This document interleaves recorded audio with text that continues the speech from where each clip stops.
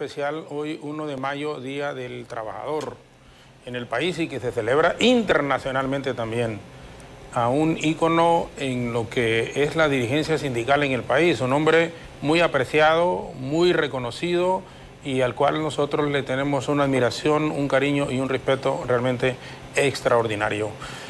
Han dado en la marcha, nos imaginamos, porque no se las pierde pues siempre y todavía. Don Carlos, muchas gracias por acompañarnos, por venir, por estar aquí con nosotros. En BTV nos sentimos muy honrados con su presencia en esta fecha tan especial.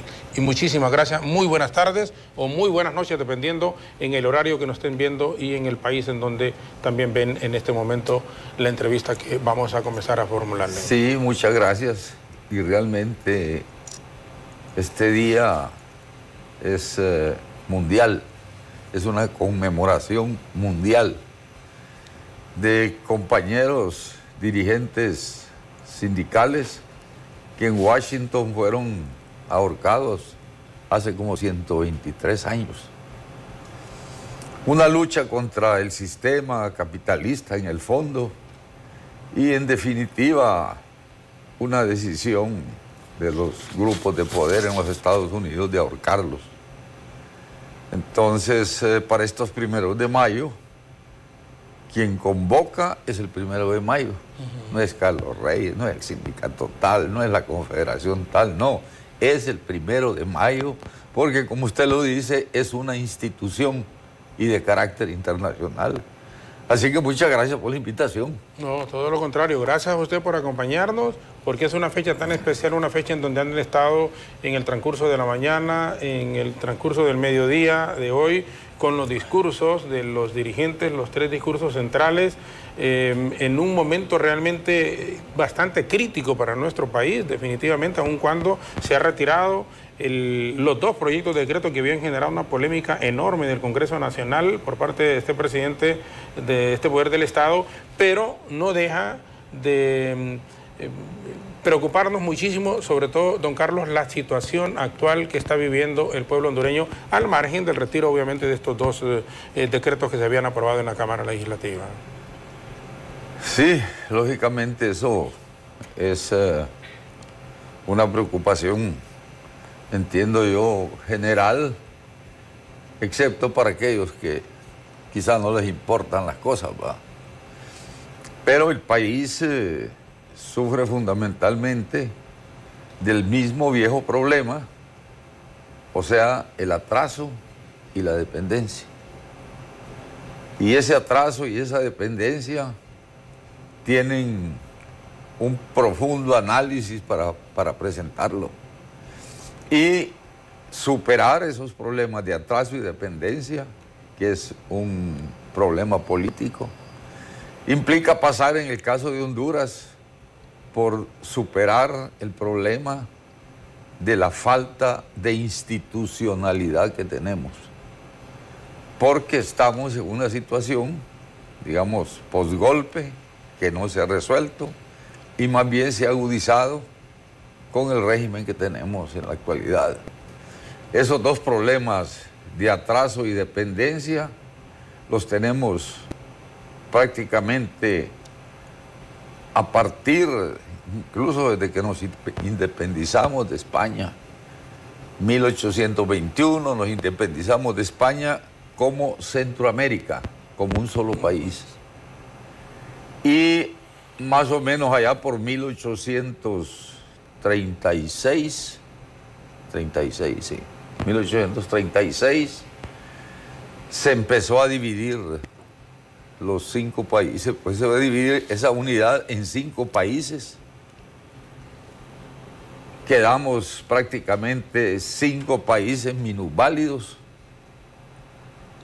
En eso influyó mucho el interés del imperio gringo naciente, del imperio español, los intereses de los ingleses que aquella vez andaban rondando por todas estas zonas, y no digamos los criollos, que eran los que dominaban la situación política de nuestros países. Todos ellos influyeron para la división, cada quien con sus propios intereses.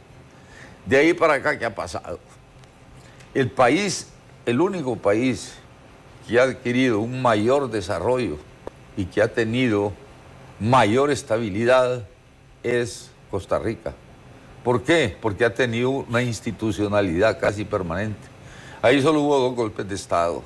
Mientras que en Honduras, para el caso, entre golpes de Estado, entre revoluciones, etcétera, hemos tenido como 50.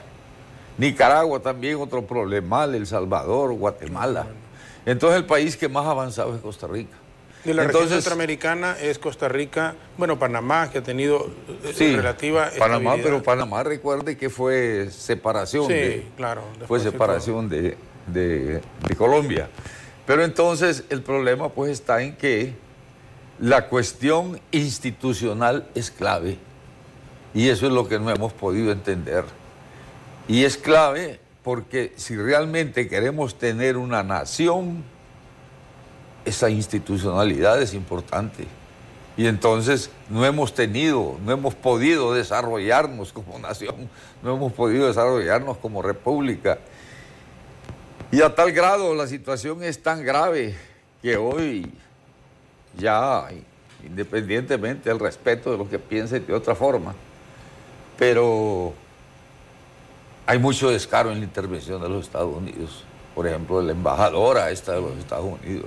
Recientemente estuvimos con ella, no, recientemente hace como 3 o 4 meses.